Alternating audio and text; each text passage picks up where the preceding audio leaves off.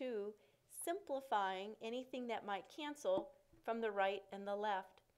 And as we simplify, we notice that the oxygen atom formed in the first reaction is then canceled with the second equation, giving us the oxygen atom as our intermediate.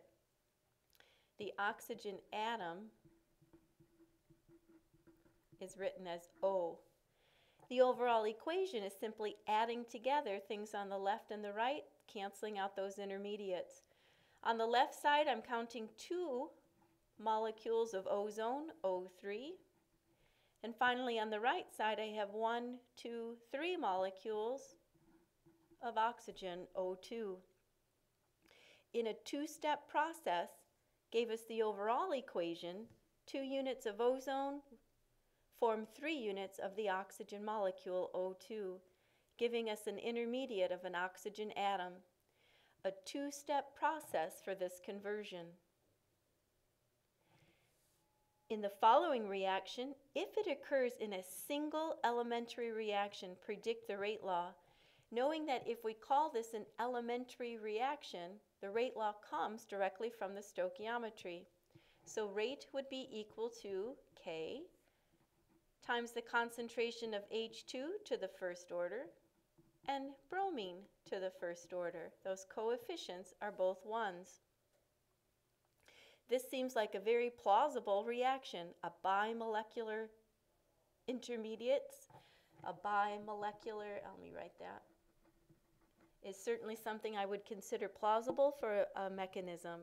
So this equation would make sense to be called an elementary reaction. However, let's consider this reaction. 2 molecules of NO plus a Br2 give us 2 NOBRs. If this is a single elementary reaction, the rate law would come directly from the equation. It would look like rate is equal to K times the concentration of NO to the second order times the concentration of Br2 to the first order. It would be a 3rd order overall, a termolecular mechanism.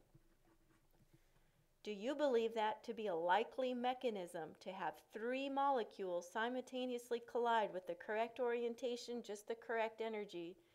I don't think so. So no, this is not a likely single-step mechanism. Remember, the multi-steps are much more likely that this would not occur. I would then decide in a multi-step mechanism what would be an option. Perhaps the 2 molecules of NO collide, followed by a second collision with bromine. Perhaps a bromine will collide with NO, followed by a second collision with that NO. I know for sure it involves at least more than 1 step. No way would this be a single-step mechanism giving us a termolecular collision. Let's pause before we turn the page.